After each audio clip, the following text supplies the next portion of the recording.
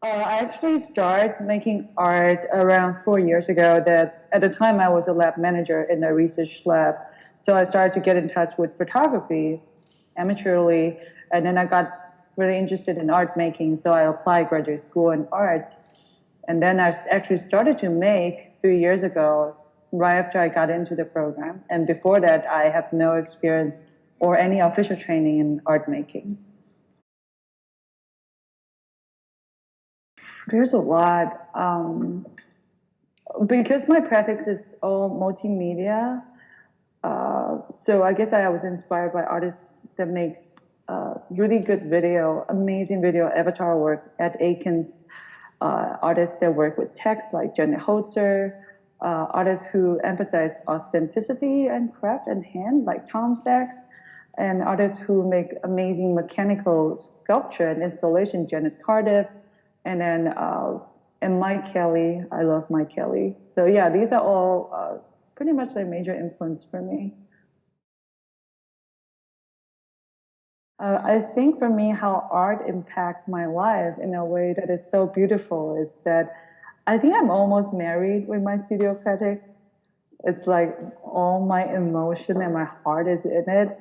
So in a way, it's my partner in life, and that impact every aspect. Make me more sensitive with the book that I read, the movie, anything that I receive, and then whenever I'm making, I want it to be fully sincere and honest to respond to all those feelings. So in a way, I think art affect all aspects of my life, including cooking. Like I try to compose my dishes nicely, just like, oh, visually, this has to work in a way for me, stuff like that.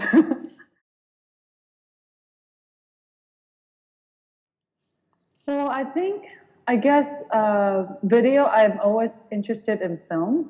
I love watching movies since I was a kid. I enjoy cinematic setting, but I wasn't familiar with the way of how video was made before I got into grad school. But I think photography as a still image is a really easy transition to moving image. So I just learned the way of producing it and then the software of editing, sort of as partially self-taught experience in grad school. I guess communication for me has always been a case since the way I was brought up. For me, as part of my personal experience, I see multi-language acquisition as a disability because the language that I've acquired and learned through years, they're constantly canceling each other out. So sometimes grammatically I don't understand a certain stuff and I have to rethink it.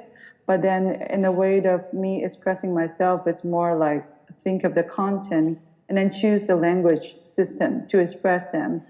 But I can never be the master of it. Like whenever I live in a different country for several years, I even my mother tongue will just fade away. Like I can't even speak my native language fluently. So that is amazing gift, but also frustrating for me. So I've been constantly struggling with communication all the time. The reason that theremin actually drew my attention is what I was studying in undergrad is actually linguistics. So based on the knowledge that I have, 90% of our language were actually lost in written or verbal text. So all the language are actually elusive, like body language, your eye contact, and then any kind of movement that you have. So at the time I was thinking about theremin, it's actually the only instrument that you cannot touch on it.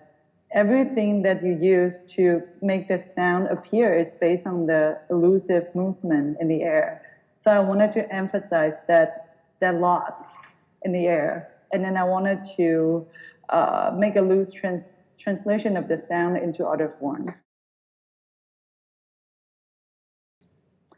Well, I guess it's more about like noticing details or messages that you may overlook on a daily basis, and then they sometimes can be really crucial messages. I guess I wanted to, the more I utilize technology and all this different kind of platform of communication, the more I actually just wanted to emphasize the time that you should actually get a chance to look into a person's eyes and then actually feel whatever they wanted to convey to you.